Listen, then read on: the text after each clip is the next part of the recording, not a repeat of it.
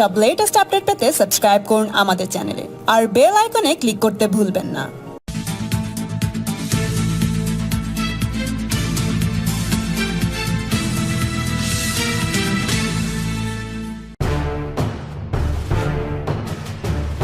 গত 2 মাস ধরে প্রায় অ্যাক্টিভিটিস কিছু নেই, করোনাকে অ্যাক্টিভিটিস টোটালটাই জিরো প্রায়।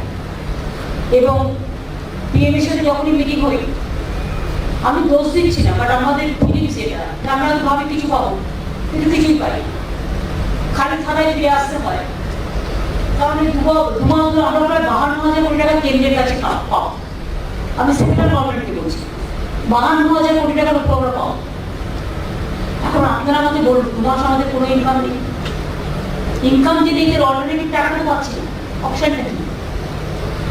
আমার যে টাকা স্কিমের জন্য পড়ে আছে সেই টাকাই পাইনি, প্লাস আমাকে 55,000 কোটি টাকা দেনা শোধ করতে হচ্ছে। তাহলে আমরা তারপরে লকডাউনের বাজারে গঙ্গা বাজার রেশনে আমাকে অতিরিক্ত রেশন দিতে হচ্ছে, কয়েক হাজার কোটি টাকা এর জন্য আমার যাচ্ছে, আরো অন্যান্য কাজও আছে, কিন্তু টাকা আমরা প্রাপ্তির সংখ্যা শূন্য। সুতরাং প্রাপ্তি যখন শূন্য হয়ে গেছে তখন মানুষ আগামী দিন যারা বিশেষ করে আনারোগ্য দরকার কি করে বাঁচে? সরকারি কর্মচারীদের না হয় যতক্ষণ পারবো আমরা সামনে যাবো, টিচারদের যতক্ষণ পারবো সামনে যাবো, কিন্তু যারা প্রাইভেট সেক্টরে এবং আনারোগ্য সেক্টরে আছে তারা কি করবে? আর প্রত্যেকটা মানুষের কিন্তু রুজি রোজগার আজকে প্রায় শেষ হতে চলেছে, কতদিন আর ক্যাশ ভেঙে ভেঙে খাবে? সুতরাং করোনা ছিল, আছে, থাকবে। এবং যা শুনছি সবার কাছে বা প্রধানমন্ত্রীও কালকে নিয়ে যেটা বলেছেন যে এত তাড়াতাড়ি রেহাই পাওয়ার ব্যাপার নেই, হয়তো এটা চলবে বেশ অনেকদিনই, আমাদের জন্য করোনাকে সাথী করে নিয়েই কাজ করতে হবে। ন্যাচারালি আমাদের কাছে ইনফরমেশন নিশ্চয়ই থাকে, আর ইনফরমেশন আমরাও যতদূর পাই তাতে আমরাও ঠিক এইরকমই পাই। কিন্তু কথা হচ্ছে যে করোনা এক্ষুনি যাবে বলে মনে হয় না।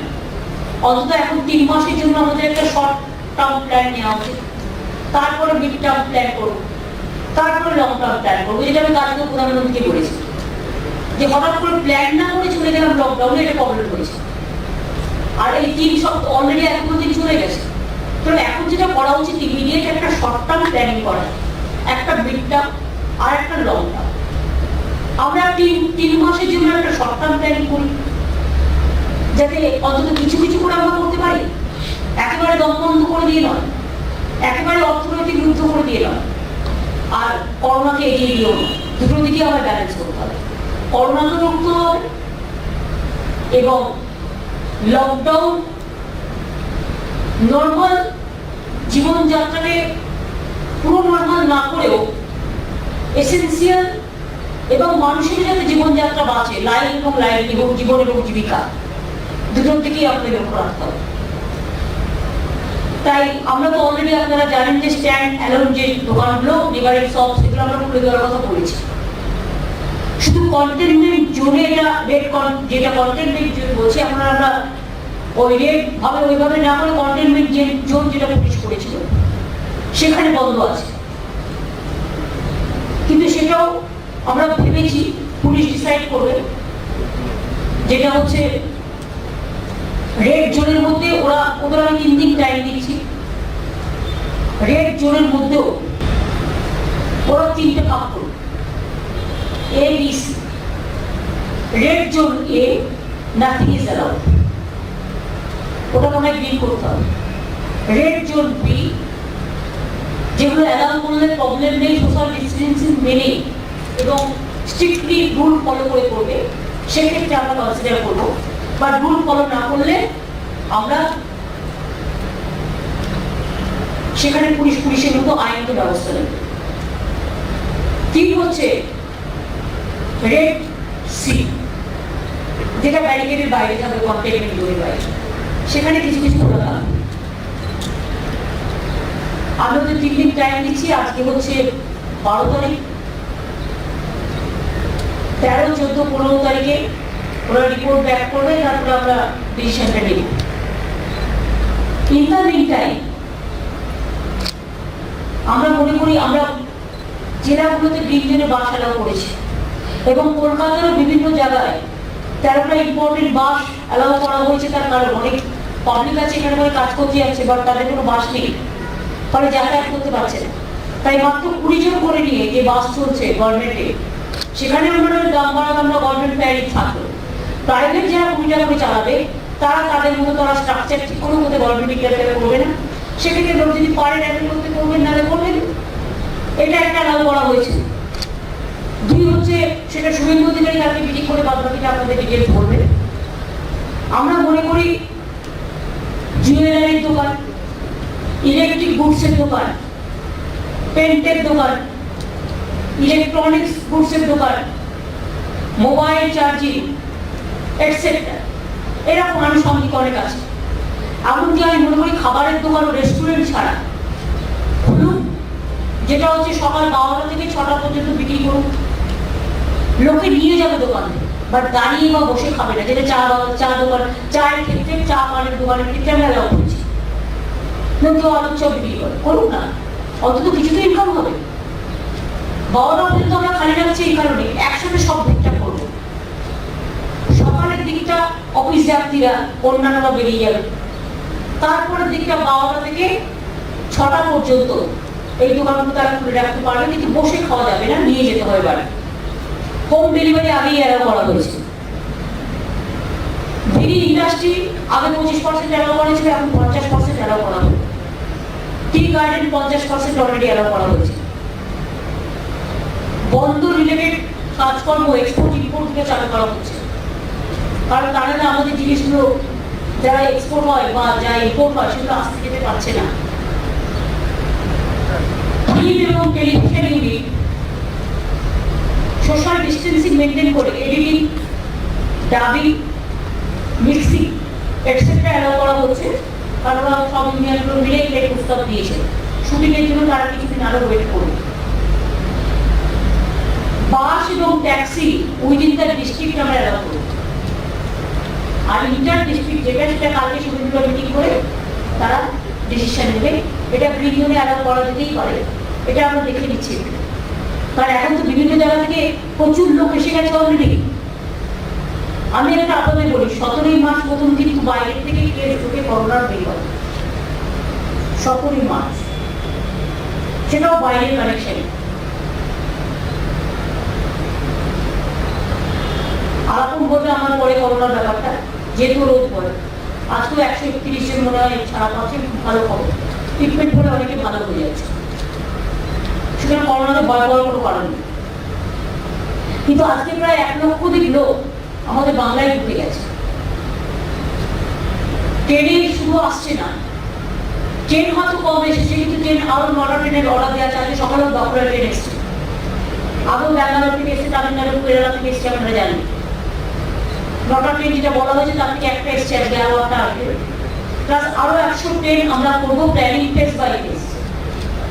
কারণ একসাথে আমি এত ঢোকাতে পারবো না, তার কারণ স্ক্রিনিং করতে হবে, তাদের সেফটিটা দেখতে হবে, তারা যদি আলাদা কোনো প্রবলেমে না পড়ে। সেই জন্যই আমরা এক্সট্রা ট্রেনের প্ল্যানিং করছি। আমরা আপনাদের বলে দেবো কবে কবে কবে কবে, সেটা আমরা একটা প্ল্যানিং করে বলে দেবো, সেটা আমরা একটা প্ল্যানিং করছি। আরো এক্সট্রা ট্রেনে যারা বাইরে গেছে তারা। এছাড়াও ধরুন প্রচুর বাস এসছে, বাসে প্রায় 90,000-এর মতো লোক, এটা আমাদের কাছে রেকর্ড আছে। 90,000-এর মতো মানুষ বাইরে থেকে তারা কিন্তু বাসে ঢুকেছে বিভিন্ন বর্ডার। এছাড়াও প্রাইভেট কার, স্করপিও থেকে শুরু করে পায়ে রেখে এগুলো আছে। প্লাস যখন ইন্টারস্টেট ট্রাভেল যারা গাড়িতে যায়, পায়ে যায়, এরকম প্রচুর সংখ্যা আছে। অর্থাৎ লক্ষাধিকের ওপর লোক বাংলায় বাইরে থেকে মাইগ্রেন্ট ওয়ার্কার, টুরিস্ট, স্টুডেন্ট এবং চিকিৎসার জন্য যারা গেছিলেন তারা কিন্তু অলরেডি ফেরত এসেছেন। আমরা খুশি। বাদ বাকি আমি আপনাদের বলবো, যারা আসতে চাই দয়া করে আমাদের একটু আগে জানাবেন। মানে বাসে টাসে যারা আসছে না, ট্রেনেরটা তো আমরা জানতে পারবো, কারণ আমরা প্ল্যানিং করে দিচ্ছি। কিন্তু বাসে বা গাড়িতে যারা আসছে একটা প্রবলেম হচ্ছে আমাদের। ধরুন রাত্রি 12টায় ব্যক্তি খুব বর্ডারে এসে কেউ দাঁড়িয়ে পড়বে, বা আসানসোল বর্ডারে এসে দাঁড়িয়ে গেল, সেখানে আমাদের একটা হেলথ স্ক্রিনিং করতে হবে, ইনফরমেশনটা রাখতে হবে যাতে সে বিপদে না পড়ে। রাতের বেলায় যখন সবাই ঘুমিয়ে অচেতন, তখন যদি কেউ আসে, তখন হোল নাইট তো আর কিছু করার থাকে না, ওয়েট করতে হয়। ফলে যারা দূর থেকে আসছে সে বাড়িও ফিরতে যায়, কিন্তু আমাদের হক বাধা, আমাদের একটা স্ক্রিনিং করতে হবে গভর্নমেন্টের প্রোটোকল অনুযায়ী। সেই জন্য প্রবলেম হচ্ছে। ফলে আমরা সবাইকে অনুরোধ করে ভয় পাওয়ার তো কোনো কারণ নেই, চিন্তা করার কোনো কারণ নেই। আপনারা তো আমাদেরই রাজ্যের অধিবাসী।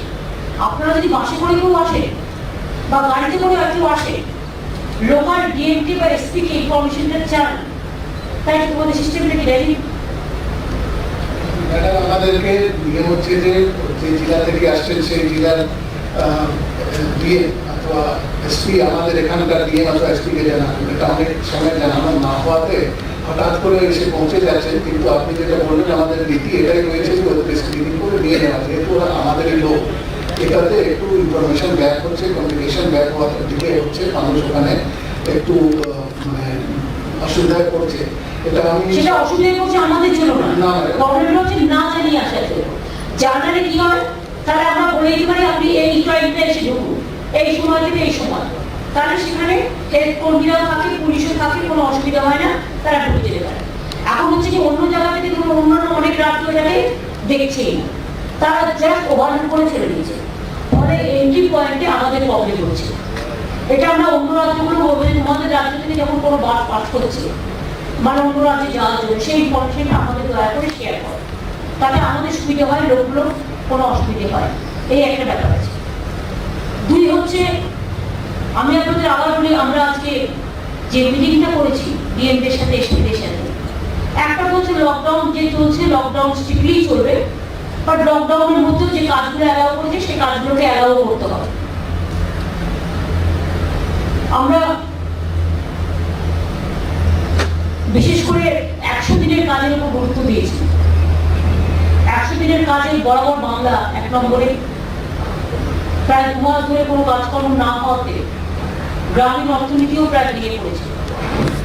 যখন শহরের অর্থনীতি চাঙ্গা হতে সময় লাগে, তখন আমি মনে করি গ্রামীণ অর্থনীতির মানবিক মুখ দেখে অর্থনৈতিক সংস্কারকে অনেকটা এগিয়ে দেয় এবং তাদের নিজেদের রুজি রোজগারও করতে পারে। সেই জন্য আমরা অলরেডি 2,500 টাকা করে, যেটা আমরা কৃষক বন্ধু স্কিমে খরিফ মৌসুমে 20 তারিখের মধ্যে ব্যাংক থেকে ঢুকে যাবে যারা কৃষকদের অ্যাকাউন্টে। আমাদের যেমন জয় বাংলা প্রজেক্ট, জহর থেকে শুরু করে, জয় বাংলা থেকে শুরু করে শিডিউল কাস্ট, শিডিউল ট্রাইব এবং অন্যান্যরা সমস্ত যে পেনশন পায়, মানে সোশ্যাল স্কিমে আমরা আগে 2 মাস দিয়ে দিয়েছিলাম একসাথে, এপ্রিল এবং মে। আগামীতেও মানুষের যাতে অসুবিধে না হয় সেটা চিন্তা করে আমরা আবার জুন আর জুলাই 2 মাস একসাথে আমরা আগামী কিছু দিনের মধ্যে দিয়ে দেবো, যাতে তারা অন্তত হাতে তাদের পেনশনের টাকাটা পান। এখানে কয়েক লক্ষ লোক উপকৃত হবে, অনেক লক্ষ লোক উপকৃত হবে। 100 দিনের কাজ ইসিডিপিতে বলা হয়েছে ডিএমদের খুব সিরিয়াস, দরকার 100 দিনের কাজের ম্যান পাওয়ার বাড়াতে বলা হয়েছে।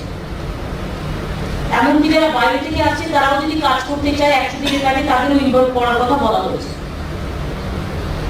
আমাদের বাংলার লোকেরা খুব স্কিল, অন্য রাজ্যে গেলে তার লাভ হয়। আমরা বারবার বলি তোমরা এখানে ফিরে আসো, তোমরা কেন বাইরে যাও? এখানে তো অনেক স্কোপ হতে পারে, একটু টাইম লাগবে, হয়তো 20 লক্ষ লোকের এক্ষুনিতে একসাথে সাথে হবে না, আর কিছুদিন থাকলে নিশ্চয়ই আস্তে আস্তে হতে পারে, ছোট কাজ থেকে বড় কাজ হতে পারে। আমরা 100 দিনের কাজে তাদের ইনভলভ করবো যেখানে সুযোগ আছে, সব জায়গায় হবে না, বা যেখানে সুযোগ আছে আমরা চেষ্টা করবো। কারণ লোকাল লোকেদের প্রায়োরিটিও তো দিতে হবে, যারা এখানে আছে, যারা কাজটা করতো তাদের আগে ফার্স্ট প্রায়োরিটি। 2 হচ্ছে এমএসএমই সেক্টরে ধরুন অনেক সোনার স্বর্ণ শিল্পী আছে, অনেক জরি শিল্পী আছে, অন্যান্য স্মল স্কেল ইন্ডাস্ট্রিতে বাঙালিরা খুব ভালো কাজ করে, বাংলার শিল্পীরা বিভিন্ন জায়গায়। তাদের জন্য দরকার হলে একটা তথ্য তৈরি করে, সেদিন একটা তথ্য তৈরি করে দেবে যারা আসবে তার মধ্যে কোন কারিগর তারা থাকতে চায়। আমরা চাই তারা যেন বারবার না যায় বাইরে, এখানেই থাকুক, বাংলাটাকে ভালোবেসে। কারণ দুর্দিনে যারা তাড়িয়ে দেয় তাদের সাথে সম্পর্ক রাখা ঠিক নয়। নিজের দেশের মাটিটাই, বাংলার মাটিটাই তাদের জন্য উপযুক্ত। তাদের আমরা ওয়েলকাম যেমন করছি, সাথে সাথে এটাও বলবো যে 100 দিনের কাজ থেকে শুরু করে স্মল স্কেল ইন্ডাস্ট্রি বিভিন্নভাবে তাদের যদি আমরা নতুন করে ইনফ্রাস্ট্রাকচার ক্রিয়েট করে দরকার হলে কাজে লাগবে। এই জন্য কিছুদিন ওয়েট করতে হতে পারে, তাদের কি যায় আসে?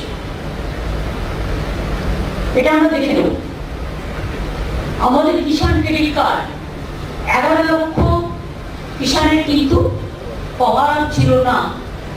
আমরা আজকে একটা সিদ্ধান্ত নিলাম যে ওটা লোকালকে দিলে লোকাল টাইম নেয় করতে, সেখানে সেন্ট্রালি এখান থেকে রাজ্য থেকে আমরা 11 লক্ষ কিষাণ ক্রেডিট কার্ডকে আমরা অ্যাপ্রুভ করে দিচ্ছি, যাতে তারা কম ইন্স্যুরেন্সের মাধ্যমে ঢুকতে পারে।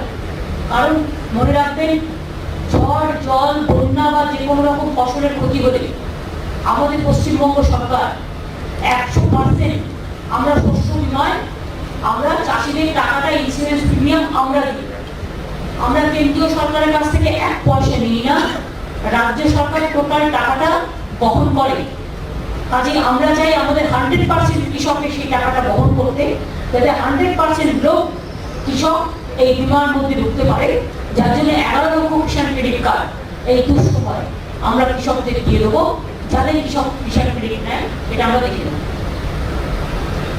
রেশন দোকানের ব্যাপার নিয়ে বলা হয়েছে, যাদের রেশন কার্ড নেই, হয়তো ডিজিটাল কার্ড নেই বা তারা পড়েনি, হয়তো কোনো ক্ষেত্রে কমিউনিকেশন গ্যাপ হয়েছে, সেক্ষেত্রে সাদা রেশন কার্ড পুরনো যাদের আছে তাদের যদি ডিজিটাল রেশন কার্ড না আর সাদা রেশন কার্ডে যদি প্রমাণপত্র ঠিক মতো থাকে, তাহলে তারা বিডিওকে বলতে পারে, বিডিও তাদের রেশন নিতে খাদ্য দপ্তরকে বলতে পারে তাদের একটা স্লিপ দিয়ে যে তারা যাতে ফুড স্লিপটা কুপন দিয়ে দেবে, সেই রেশনটা পাবে। আর যদি দেখেন যে রেশন কার্ডও নেই সাদা, কিন্তু সেটা মাত্র 3 মাসের জন্য, 3 মাসের মধ্যে ডিজিটাল করতে হবে। ডিজিটাল করলে ওই সাদা রেশন কার্ডটার কোনো ভ্যালু থাকবে না, কারণ ওটা চেঞ্জ করে দিয়েছে। আর 2 হচ্ছে সেটা খাদ্য দপ্তরকে ক্যাম্প অর্গানাইজ করতে হবে, আর একটু স্থিতিশীল হয়ে যায় তখন করে দেবে। আর একান্ত যদি তাও না হয়, তাহলে ডিএমদের অর্ডার দেওয়া হয়েছে যে জিআর থেকে দরকার হলে খাদ্য দপ্তরকে সাহায্য করে দেবে, যাতে না খেয়ে মানুষ মারা না যায়। যতটা পারবো চেষ্টা করবো মানবিক ভূমি। এছাড়া হচ্ছে তাঁত শাড়ি আমরা খুলে দিলাম, তাঁতের হাট খুলে দিলাম। আমরা খাদি বাজার থেকে শুরু করে আমাদের যেগুলো আছে বিশ্ব বাংলা হাট থেকে শুরু করে, যদি আমরা খুলে না দিই, আমাদের ডিজাস্টার ম্যানেজমেন্টের প্রচুর কাপড় জামা তৈরি করে তাঁতিরা, এবং তাঁত শিল্প কিন্তু হাজার হাজার লোক এর মধ্যে যুক্ত আছে। এবং আমরাই একমাত্র সরকার আগামী 3 বছরের অর্ডার ওদের দিয়েছি ডিজাস্টার ম্যানেজমেন্টে, যে সমস্ত কাপড় জামাগুলো তাদের তৈরি করতে হয়। সেলফ হেল্প গ্রুপকেও কাজে লাগাতে বলা হয়েছে, এই মাস্ক তৈরি করা থেকে শুরু করে এখন যেটা প্রয়োজন, এবং বিশেষ করে গ্লাভস তৈরি করা থেকে শুরু করে আরো যা যা প্রয়োজন আছে সেগুলো ইমিডিয়েট নজর দেবে এবং সেগুলো দেখবে ঠিকমতো, সেটাও বলা হয়েছে। এছাড়াও আমরা মনে করি গ্রামে গঞ্জে যে কাজগুলো 2 মাস হয়নি পেন্ডিং করে আছে, কনস্ট্রাকশনের কাজ থেকে শুরু করে, বাংলার আবাস যোজনা থেকে শুরু করে, বাংলার গ্রামীণ সড়ক যোজনা থেকে শুরু করে, আগামীকালও সুব্রত মুখার্জি একটা মিটিং লেগেছেন জেলা পরিষদের সভাপতিদের নিয়ে, এবং আমরা প্ল্যানিং করে বলে দিয়েছি ডিএমতে কোন কোন জায়গায় কোন কাজটা করলে 100 দিনের কাজটা ভালোভাবে বাড়বে। আমরা জায়গাগুলো মাইক্রো ম্যানেজমেন্ট যেটা বলেন, কোন জেলায় কোনটা চলতে পারে, কোন জেলায় কোন কাজটা বাকি আছে, সেই ইনস্ট্রাকশনটাও আজকে আমরা দিয়ে দিয়েছি। এর ফলে আমার একদিকে কনস্ট্রাকশনের কাজ, একদিকে পিএইচির কাজ, একদিকে ইরিগেশনের কাজ, একদিকে পিডব্লিউডির কাজ, একদিকে ফিশারিজ ডিপার্টমেন্টের কাজ, একদিকে এনিম্যাল হাজবেন্ডারি ডিপার্টমেন্টের কাজ, একদিকে হর্টিকালচারের কাজ, ফুড ডিপার্টমেন্টের কাজ, অ্যাগ্রো মার্কেটিং ডিপার্টমেন্টের কাজ, এগ্রিকালচার ডিপার্টমেন্টের কাজ, অর্গানিক ফার্মিং কাজ, ফিশারিজ থেকে শুরু করে সব ব্যাপারে, হর্টিকালচার থেকে শুরু করে আমরা কাজটা ইমিডিয়েট শুরু করতে পেরেছি। কনভার্জেন্স অনেক এলাকায় ইনোভেটিভ আইডিয়ার মধ্যে দিয়ে নির্ভর করেন, সুতরাং তারা এই কাজগুলো ইমিডিয়েট যাতে ফুল স্পিডে চালু করে সেটা আমরা করেছি। আর কাজ করতে যারা আসবেন তাদের পুলিশ অ্যালাউ করবে, এখানে চিন্তা করার কোনো কারণ নেই।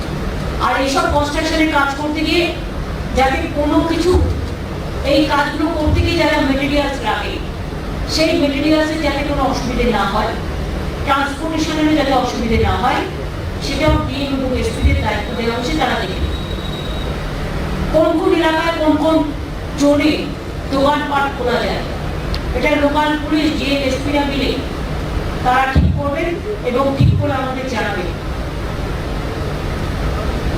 বাস সার্ভিস এবং taxi service interstate within state, এগুলো আমরা আউটসাইড কন্টেনমেন্ট জোন এবং কিছু কন্টেনমেন্ট জোনের মধ্যেও যেখানে করা যায় সেসবগুলো আমরা সাজেশন দিতে বলছি পুলিশকে এবং আদার্স ডিপার্টমেন্টকে।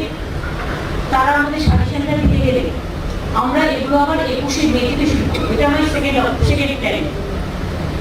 এর মধ্যেও আমরা একটা ছোট্ট প্ল্যানিং করে দিচ্ছি গ্রুপ এ কাল থেকে কি হবে, গ্রুপ বি 21শে মে থেকে কি হবে, আর গ্রুপ সি একদম লাস্ট, যেটা হয়তো খুব সাংঘাতিক, সেখানে হয়তো কিছু জায়গা বাদ থাকবে। সেই জন্য সবাইকে বলবো যেখানে রেড জোন আছে প্লিজ দয়া করে আপনারাই কোন সাধারণ মানুষ বিনিয়োগ করেন। আর আমি আবেদন করবো আমার স্থানীয় ক্লাবগুলোকে, এনজিওসে এবং অনেক জনপ্রতিনিধি আছে তাদের, যে আপনারা একটু লক্ষ্য রাখুন যদি কেউ মাস্ক না করে বেরোয়, যদি কেউ সোশ্যাল ডিস্টেন্সিং মেনটেন না করে, যদি কেউ বেশি মাখামাখি করে গ্যাদারিং করে, যে যার মতো পাবেন মানুষকে সচেতন করুন, হাতে আইন তুলে নেবেন না। এটা হচ্ছে নিজেদের বন্ধু বান্ধবের মতো করুন, একটা সচেতনতা বাড়ানো। একদিকে কোভিড লড়বো, না আরেকদিকে বিজেপির দাঙ্গার নামে নানা রকম দেখছি, আমি টুইটারও ছেড়ে দিচ্ছি। কি করে করেনি না আমি জানি না। আমি কালকেও মিটিংয়ে বলেছি this is not the time of politics, এটা রাজনীতি করার টাইম নয়। একজন হিন্দুর গায়ে ধাক্কা লাগলেও আমার লাগবে, একজন মুসলিমের গায়ে লাগলেও লাগবে, একটা শিখের গায়ে লাগলেও লাগবে, একটা খ্রিস্টানের গায়ে লাগলেও লাগবে। আমরা কিন্তু সবাই একসাথে বাস করি, রাজ্যটা আমাদের সবার। কেউ কেউ রাজনৈতিক কারণে যদি মনে করে একদিকে কোভিড দেবো আর একদিকে দাঙ্গা দেবো, একদিকে করোনা বাইরে থেকে নিয়ে আসবো আর একদিকে করোনার রস খাওয়াবো, তারাই বলবো করোনার রসটা এখন খান, শরীর ভালো থাকবে, নিম পাতার রসটা খান, শরীর ভালো থাকবে। দয়া করে করোনার আগমন ঘটাতে আপনার এগিয়ে চলার যে উন্মাদনা, সেই উন্মাদনাটা বাংলায় দেখাবেন না। বাংলার মানুষের সহ্য করার একটা সীমাবদ্ধতা আছে। আমরা এতদিন ধরে এখনো 10 নম্বর র্যাঙ্কিং এ আছি বড় রাজ্যগুলোর মধ্যে, যারা করোনা এফেক্টেড রাজ্যগুলো থেকে যারা আসবেন তাদের মধ্যে অনেকেরই করোনা হচ্ছে। আপনারা জানেন যে তবু তারা আমাদের মানুষ, আমাদের চিকিৎসা করতে ভালো করতে হবে, তাদের বিরুদ্ধে আমাদের কোনো ক্ষোভ নেই, বরঞ্চ খুশি তারা ফিরে আসছে, কিন্তু তারা কভার ট্রিটমেন্ট করবে। ধরুন আমার 3টে জেলা গ্রিন জোন ছিল, আমার অরেঞ্জ জোন হয়ে গেছে। বীরভূম জেলা চিকিৎসা করে ফিরছিলেন, করোনা নিয়ে ফিরেছেন, আমার তো ভাবেনি। ট্রেনে কেউ ফিরছেন, করোনা নিয়ে ফিরছেন। আমার আলিপুর উত্তর দিনাজপুর জেলা, আমার মালদা জেলা, মুর্শিদাবাদ জেলা, এগুলো করোনা এফেক্টেড হয়ে গেছে। এবং আর একটা কথাই বলবো, যাদের করোনা পজিটিভের চান্স আছে তারা দয়া করে চেষ্টা করবে, সবাইকে আমি করতে বলছি, এবং সেখানে হেল্প করবে বা পুলিশ গেলে কোঅপারেট করবে। নন কোঅপারেশন করলে কিন্তু এই আইনটা আপনার উপর বর্তাবে, যাতে আপনার ক্ষতি হবে, আপনাকে শাস্তি বহন করতে হবে। কেন শাস্তি ভুগতে যাবে? করোনার মধ্যে কি খারাপ যেন অচ্ছুত করে ছেড়ে দেবো? একসময় তো স্মল পক্স থেকে লোক ছুট, করোনা মহামারী দেখে আমরা সিনেমায় দেখেছি, কখনো কখনো 76-এর মন্ডল ধরে অনেক সিনেমার ঘটনা আমরা দেখেছি, দেখে শিক্ষা নিয়েছি। তাহলে আজকে কলেরা করে মানুষ থেকে ছড়ে না, কারণ ওষুধ বেরিয়ে গেছে না, চিকেন পক্স করে মানুষ ছড়ে না, ডেঙ্গু হলে চিকিৎসা হয় না, ম্যালেরিয়া হলে চিকিৎসা হয় না, সোয়াইন ফ্লু হলে চিকিৎসা হয়। কোভিডের এখনো পর্যন্ত ওষুধ বেরোয়নি, ঠিক আছে, যা আছে তাই দিয়ে হচ্ছে, তাতে তো ভালো হচ্ছে না। তো যখন ভালো হচ্ছে এবং ভালো হবার রেট আমাদের এখানেও কিন্তু 25% শুরু হয়ে গেছে অলরেডি, এটা মাথায় রাখতে হবে। যাদের ক্রনিক কোনো সাংঘাতিক ডিজিজ আছে তারা শেষ সময় এসে পড়লে ট্রিটমেন্টের জায়গাটা পাওয়া যায় না, আমরা দুঃখিত হই। কিন্তু সেক্ষেত্রে আমাদের ডাক্তার, চিকিৎসক, নার্স যারা আছে, ডেস্কর্মী আছে, তাদের কাছে আমার রিকোয়েস্ট থাকবে, তাদের আগে টেস্ট করার নামে না পাঠিয়ে তাদের আগে চিকিৎসাটা করবে। তার কারণ সে বেঁচে থাকলে তবে তো টেস্টটা হবে। ট্রিটমেন্টটা যেন আমরা সঙ্গে সঙ্গে দিই। আমাদের ভেন্টিলেটারও আছে, আমাদের অক্সিজেন সিলিন্ডারও আছে, আর আমি চ্যালেঞ্জ করে বলতে পারি, কোভিড প্রথম বলে আমাদের কাছে বাংলার হেলথ ইনফ্রাস্ট্রাকচারে 10 বছরে আমরা যা করেছি সারা ভারতবর্ষের কোথাও কিন্তু নেই, এটা মাথায় রাখবে। আমাদের অনেক কিছুতে নন কোঅপারেশন করে সেন্ট্রাল গভর্নমেন্ট, তা সত্ত্বেও কি নেই বাংলায়? কিন্তু আজকে কোভিডের জন্য আজকে অন্যান্য চিকিৎসাগুলো মার খাচ্ছে। আজকে রোগীরা আসতে পারছে না হাসপাতালে, অনেক রোগের চিকিৎসা হচ্ছে না বিকজ তারা আসতে পারছে না। আইপিডি ওপিডি সেভাবে স্ট্রংলি কাজ করতে পারছে না because they are busy with COVID. সুতরাং আস্তে আস্তে তাদেরও ট্রিটমেন্টটা করতে হবে এবং এত ভয় পাওয়ার কোনো কারণ নেই। প্রিকশন নিতে হবে, ডাক্তার নার্স হেল্প করবে, এটা আমাদের গর্ব। প্রিকশন নিতে হবে এবং ফ্রন্টলাইনার যারা তারা আমাদের ওয়ারিয়ার, তাদেরকেও প্রিকশন নিয়ে কাজ চালাতে হবে। এটা আমি নতুন হেলথ থেকে কি হয়েছে মিস্টার নিগম, তাকেও বলবো ডিএমই এবং ডিএইচএস কে সামনে নিয়ে চিফ সেক্রেটারির সাথে বৈঠক করে কিভাবে তাদের ফুল প্রোটেকশন দেওয়া যায় সেটা দেখতে হবে। আপনারা জানেন এখানে আমরা 7 দিন ছুটি দিয়েছি, ডাক্তার চিকিৎসকরা সারাক্ষণ কাজ করে, সেখানে তাদের যাতে একটু রিল্যাক্স করতে পারে 7 দিন কাজ করবে 7 দিন ছুটি, এটা তো আমরা এখানেই করেছি। এবং তাদের 10 লক্ষ টাকা করে যেটা মানে ইন্স্যুরেন্স সেটাও করা হয়েছে। ইতিমধ্যে 53 জন পেয়েছে, মানে 53 জন 1 লাখ টাকা করে পেয়েছে, যাদের অ্যাটাক করেছে মারা গেছে যারা, তাদের 10 লাখ টাকা করে দেওয়া হয়েছে। এর মধ্যে মিডিয়াও আছে, এর মধ্যে হেলথ ওয়ার্কার আছে, মিউনিসিপ্যালিটি যারা হেলথ কাজ করে তারাও আছে, আশাও আছে, অনেকেই আছে এর মধ্যে। সুতরাং আমরা আপনাদের জন্য সাধ্যমতো চেষ্টা করছি, কারণ আপনারা সাধ্যমতো চেষ্টা করছেন, আমরা গর্ব। যদি কারো কোনো রকম যে উত্তেজনা সৃষ্টি করে, কেউ কেউ আমি জানি প্রমোশন করে, পরে মিথ্যে বলে, উৎসাহ দিয়ে একটা বিভেদ করে দেওয়ার চেষ্টা করে। এই সময়টা বিভেদ করার নয়, এই সময়টা ঐক্য। আসলে লড়াইটাকে আমরা ঐক্যবদ্ধভাবে লড়ি। ঐক্যবদ্ধ আমরা যদি না হই আমরা কোভিডকে লড়তে পারবো না। আমার বিরুদ্ধে রাজনৈতিক লড়াই করার অনেক সময় আছে আমাদের অনেকে, এত তাড়াতাড়ি ধৈর্য হারিয়ে ফেললে হবে? ইলেকশনের এখন 1 বছর বাকি আছে, আগামী মে মাসে ইলেকশন, এটা মে মাস হবে, মে মাসে পড়েছে। তো এত তাড়াতাড়ি জানা করতে হবে, এত তাড়াতাড়ি কোভিড বাড়াতে হবে, এত তাড়াতাড়ি করোনাকে বাড়াতে হবে, এত তাড়াতাড়ি বন্ধন করতে হবে, এত তাড়াতাড়ি মিথ্যে কথা বলতে হবে, এত তাড়াতাড়ি কুৎসা করতে হবে, এত তাড়াতাড়ি অপপ্রচার করতে হবে, এত তাড়াতাড়ি চক্রান্ত করতে হবে, এত তাড়াতাড়ি বাংলার বদনাম করতে হবে, বাংলাকে অসম্মান করতে হবে। বাংলার বদনাম হলে আপনাদের গায়ে লাগে না? আপনারা বাংলার বাইরে গুলো কেন? আর বাংলায় যারা আছেন যদি বাংলাকে সত্যি ভালোবেসে থাকেন তাহলে মনে রাখবেন বাংলার বদনাম করতে পারবেন না। যারা করছেন ভুল করছেন, একদিন বুঝবে, যেদিন আপনার বিবেক আপনাকে বলবে ঠাকুর জানে না ও কি ভুল করছে, ঈশ্বর ওকে ক্ষমা করো, ও জানে না ও কি ভুল করছে। আপনার বিবেক একদিন আপনাকে বলবে। দুঃসময় যারা মানুষের পাশে থাকে না, রাজনীতি করে, তাদের রাজনীতি করার কোনো গণতান্ত্রিক অধিকার মানুষ দিয়েছে কি? আমরা তো করি না। আমি যখন মিটিংয়েও বলেছি সবার সামনে, কি ওয়াজ কেলি চিফ মিনিস্টার, আমার সাথে আমার চিফ সেক্রেটারি ছিল মিটিংয়ে, আমার সাথে হোম সেক্রেটারি ছিল, হেলথ সেক্রেটারি ছিল, ডিজি ছিল, ফাইন্যান্স সেক্রেটারি ছিল, গৌতম সান্যাল ছিল, জিজ্ঞেস করুন তো এদের, ইভেন নিগমও ছিল, যে আমি এটা বলেছি কি বলিনি, যে মুম্বাই আজকে প্রচুর মহামারীর মতো হয়েছে, তাও আমি তো বলিনি মুম্বাই চেষ্টা করছিল আমাদের শরীরের কি জানাচ্ছে বাংলার পক্ষ থেকে যাতে তারা লড়াইটা করতে পারে। কারণ কারো হাতে নেই রোগটা আমি কিনে আনিনি, আর রোগটা আমি ট্রেনে করে নিয়ে আসিনি, আর রোগটা ট্রেনে করেও আমরা নিয়ে আসিনি, রোগটা এসছে বাইরে থেকে আর আসছেও বাইরে থেকে। এটাকে প্রতিহত করতে হবে সবাই মিলে। আমাদের ভাই বোনদের তো আমরা নিতে পারবো না, কিন্তু যারা আসবে তারা যাতে ভালো থাকে সেদিকে আমাদের প্রত্যেককে দায়িত্ব নিতে হবে। এবং শুধু রাজনীতি করলে চলবে না। এত নাম পাঠিয়ে দিলাম, যেন মনে হচ্ছে প্রেজেন্টেশন কিনতে যাবে বিয়ে বাড়ি, এত নাম পাঠিয়ে দিলাম, মানুষকে নিয়ে একটা বাজারের পণ্য হিসেবে দেখবেন। আপনারা যে সমস্ত কথাগুলো কাগজে বলেন বা টুইটারে বলেন বা ফেসবুকে বলেন বা ফেসবুকে বলেন, তাদের আমি বলি আজকে লজ্জা করে না? হিন্দু মুসলমান করছে না, কমিটি কি হিন্দু মুসলমান আছে না? জিজ্ঞেস করুন হার্ট অ্যাটাকে হিন্দু মুসলমান আছে না? শাড়িতে হিন্দু মুসলমান আছে? না আকাশে হিন্দু মুসলমান আছে, না মাটিতে হিন্দু মুসলমান আছে, না চন্দ্র সূর্য গ্রহ তারা আছে। যার যার ধর্ম নিজের নিজের আপন, কিন্তু আমরা সবাই সবার আপন, এটা মাথায় রাখবেন। সব ধর্মকে সম্মান জানিয়ে বাংলা চলে, এবং সেই জন্যই বাংলা ভারতবর্ষকে সম্মান করে, এই দেশটাকে ভালোবাসে, এই দেশের মাটিটাকে আমরা অবজ্ঞা করি না।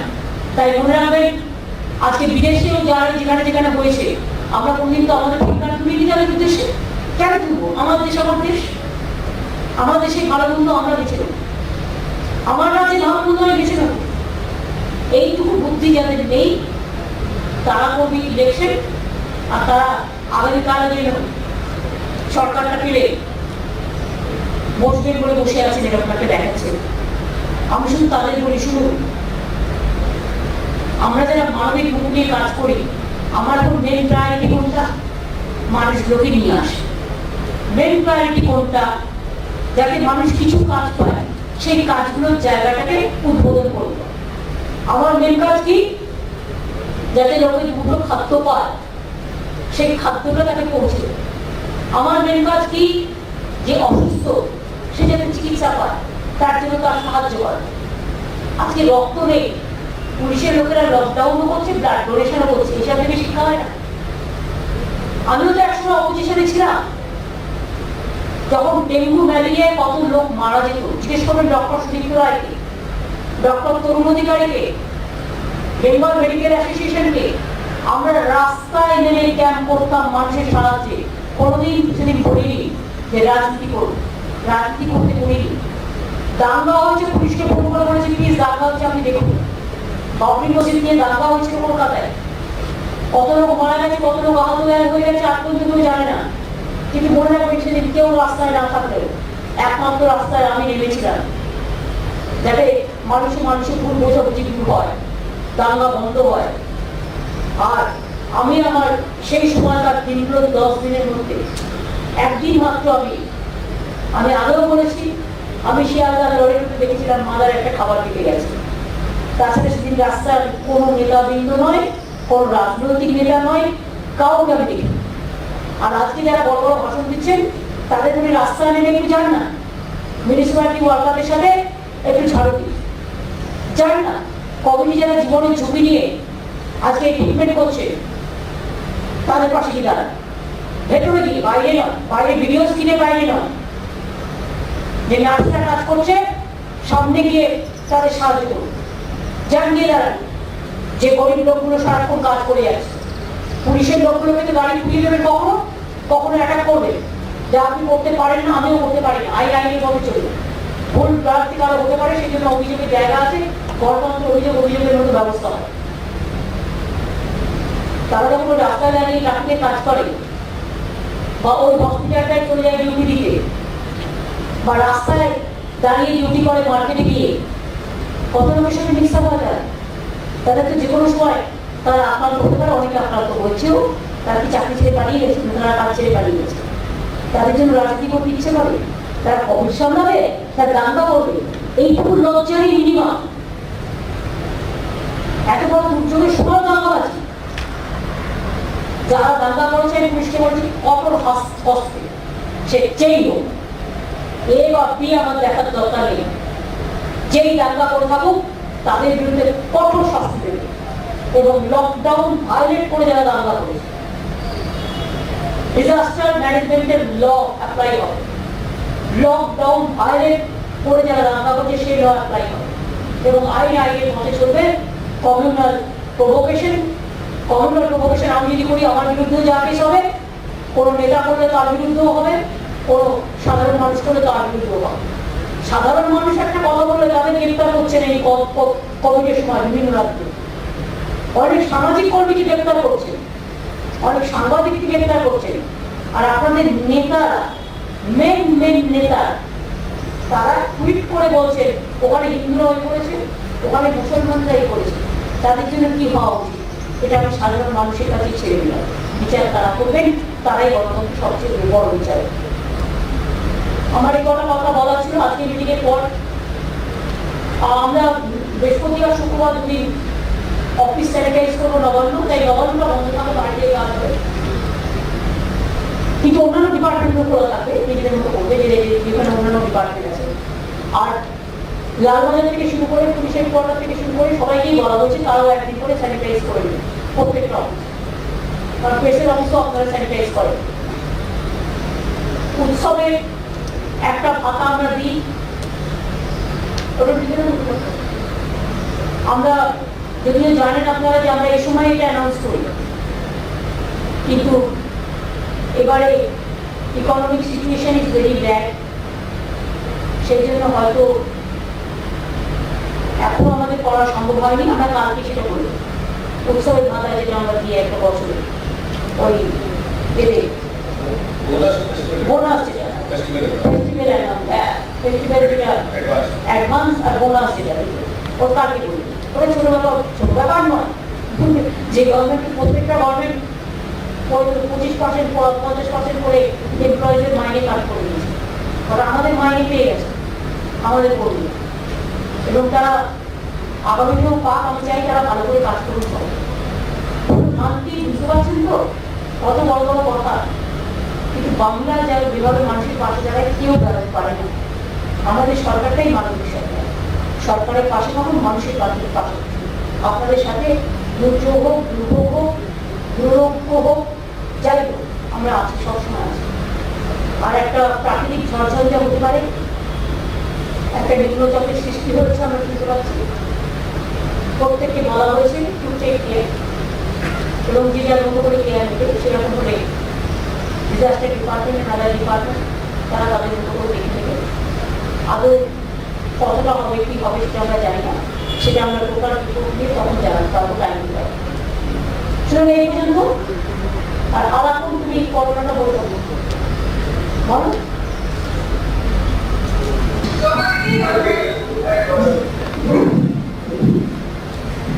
দিদি একটাই বিষয়, সেটা হচ্ছে যে আমাদের এখন যে ডেট আছে তার মধ্যে আমরা দেখাচ্ছি হেলথ বুলেটিনে যে 72 জন কোমরবিডিটি, বাকি সব কোভিড। কিন্তু এমন তো তা নয় যে 118টা যে ডেট হয়েছে তার মধ্যেও কোমরবিড কন্ডিশনে মৃত্যু হয়েছে। তো এইটা ক্লাসিফিকেশন তো সেন্ট্রাল গভর্নমেন্ট দিচ্ছে, আমরা সব ডেটটা কোভিড থেকে বেড়ে দিচ্ছি, কিন্তু কোমরবিড কন্ডিশনে কতগুলো মৃত্যু তার আপডেশন তো হওয়া দরকার। হ্যাঁ, এটা দেখে নাও রাজীব, এটা ঠিকই বলেছে, ভ্যালিড পয়েন্ট বলেছে, সাজেশনটা অ্যাকসেপ্ট করো। আমার মনে হয় যখন একটা সাংবাদিক কোশ্চেনটা করছে তখন তার মানে ইজ কনভিন্স, এবং এটা কিন্তু সব জায়গাতেই শুরু করেছে, এবং দিল্লি গভর্নমেন্ট অলরেডি করেছে, সেন্ট্রাল গভর্নমেন্ট। সুতরাং তোমার পলিসিটা কত পরিষ্কার দেখে নাও। ঠিকই, thank you so much, it's a valid question. Hello hello hello hello, শুনতে পাচ্ছি, বলুন বলুন। দিদি দেবাশিস সেনগুপ্ত বলছিলেন কলকাতা টিভি থেকে।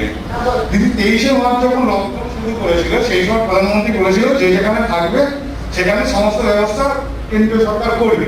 তারপরে দেখা গেছে বহু শ্রমিক এসছে, তারা নিজেদের মতো এসছে, এবং গতকাল তিনি বলেছেন যে তারা বাড়িতে ফিরতে চায়। এটা তো স্বাভাবিক, অনেকে 500 কিলোমিটারের মধ্যে হেঁটে ফেলেছে, হেঁটে এসছে, এটা তো মানুষের প্রবৃত্তি নয়। তারপরে এটা ভেবে কি মনে হয় যে কেন্দ্রীয় সরকারের প্ল্যানিং এর অভাব, পরিকল্পনা, আপনি কি মনে করেন? না, সেটা তো আমরা প্রথম থেকেই বলছি, আগে থেকে প্ল্যানিং করলে 3 দিন প্ল্যানিং দিলে স্পেশাল ট্রেন চালানো, তখন যদি স্পেশাল ট্রেনগুলো চালাতো তারা আগে থেকে তারা বাড়িতে ঢুকে যেত। এই 2 মাস 3 মাস আমাদের এখানে যারা আছে, আমাদের এখানে কিন্তু কোনো কমপ্লেন নেই, তারা ভালো আছে এবং তারা যেতেও চায় না, আমরা খুশি। কিন্তু কেন অন্য জায়গায় আমাদের রাজ্য থেকে যারা গেছে তাদের এত অত্যাচার তাদের উপর, তারা দুটো খেতে পারে না, তাদের দুটো খাবার দেওয়া হয়, তাদের দুটো থাকতে ভালো জায়গা দেওয়া হয়। তাদের সাথে আমি সুরাটেও দেখলাম ডান্ডা মেরেছে, আমি দিল্লিতেও দেখলাম ডান্ডা মেরেছে, আমি ব্যাঙ্গালোরও দেখলাম আটকে দেওয়া হয়েছে, ইভেন মুম্বাই আমি ডিটেলস জানি না। সুতরাং এসব হচ্ছে, ট্রেন দেবে বলে ট্রেন দেয়নি, একদিন বন্ধ করেছে, তারা ফিরে গেছে, অনেক ব্যাপার হয়েছে।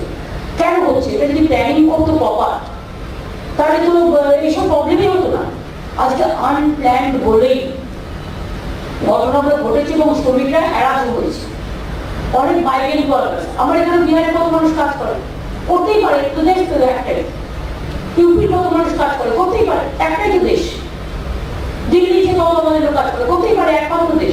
আমি ঝাড়খণ্ড শুধু শুনছিলাম কালকে, ওরা বলছিল যে 11 লক্ষ ওয়ার্কার বাইরে আছে। তাহলে বাংলা থাকারই দোষ? সব রাজ্যের ওয়ার্কাররাই সব রাজ্যে আছে, এটা মেনে নিই। এবং সেই জন্য যেমন উড়িষ্যা খুঁজছিলাম, আমার আইডিয়া ছিল না যে ওদের ওখানে প্রায় লক্ষাধিক লোক ঢুকে গেছে, এরকম করে বলছিল বাড়ি। সব রাজ্যের লোক থাকে, এটা একটু প্ল্যান করে নিলে কোনো প্রবলেম হতো না, প্লাস তাদের স্বাস্থ্যটা ডিটোরিয়েট করতো না। আজকে তারা অনেকেই করোনায় আক্রান্ত হচ্ছেন, তার কারণ তারা স্বাস্থ্যে যত্ন নিতে পারেনি। একটা মানুষের মনে শান্তি থাকলে স্বাস্থ্যে যত্ন নেবে, দুটো পেট ভরে খেলে যে ইমিউনিটিটা বাড়বে, বরঞ্চ তারা আগে চলে আসবে। আমরা দুটো পেট ভরে ভাত খেতে দিতে পারতাম, তাহলে তাদের এত করোনা আক্রান্ত হতে হতো। কাল আশা বলছিলাম, কালকে প্রধানমন্ত্রীর সঙ্গে বৈঠক হলো, রাজ্য প্রায় ৫৩,০০০ কোটি টাকা পায়, প্লাস রেভিনিউ লস প্রচুর হয়েছে এই করোনা পরিস্থিতিতে। এই অবস্থায় প্রধানমন্ত্রী কোনো আর্থিক প্যাকেজ আমাদের বাংলাকে দেবে বা অন্যান্য রাজ্যকে দেওয়ার কোনো প্রতিশ্রুতি দিয়েছে? আপনার কি মনে হয় দিয়েছে? আপনি না, এখন অব্দি তো আমরা জানি কিছুই দেয়। এটা কি দেখছে? এটা কি দেখছে? শূন্য। এটা খালা নয়, খালি পেট। আমাদের খালা নয়, খালি পেট। এটা খালি খালা, মানে খালি পেট। এটাকেই বড় করে খালা করবো, চাইছি দিচ্ছে, কিচ্ছু নেই। আজকেও তো ভাষণ দেবে, কোনো প্রতিশ্রুতি কি মনে করছে কিছু দেবে? দেখুন, ব্যাংকিং সেক্টর ওনাদের আন্ডারে, রিজার্ভ ব্যাংক ওনাদের আন্ডারে, টাকা ছাপানোটা ওনাদের আন্ডারে, ট্যাক্স কালেকশন করাটা ওনাদের আন্ডারে। আমরা এখান থেকে ট্যাক্স তুলে নিয়ে যাই, তার পরিবর্তে আমরা কিছু টাকা পাই, বাদ বাকিটা সেন্ট্রাল দিয়ে। সেন্ট্রাল আমাদের না দিলে আমরা যে টাকাটা পাই, আমাদের যে প্রাপ্য সেটা আমরা পাই, কিন্তু আমাদের প্রাপ্যটাই তো দিচ্ছে না, সেটাই তো প্রবলেম হচ্ছে। আমাদের প্রাপ্যটা দিতে বলছি, আমরা আমাদের প্রাপ্য দেওয়ার জন্য প্রাপ্তিটা চাইছি, আমরা বেশি কিছু চাইছি না।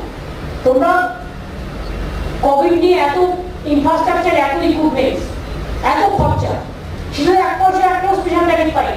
স্পেশাল প্যাকেজ কেন, এমনি প্যাকেজই নয়। আমরা যেটা পাবো আমাদের প্রাপ্য, সোশ্যাল স্কিমস মিলিয়ে, জিএসটি থেকে শুরু করে সব কিছু মিলিয়ে আমরা সেটা তো প্রাপ্য পাবো। তো সেই জন্য খালি খেলা নিয়ে ভিক্ষে চাইছি, ভিক্ষে না, আমরা প্রাপ্য চাইছি। সরি, ভিক্ষেটা আমি উত্তর করলাম, আমাদের প্রাপ্যটা চাইছি, যেটা আমাদের থেকে নিয়ে যাওয়া হয়।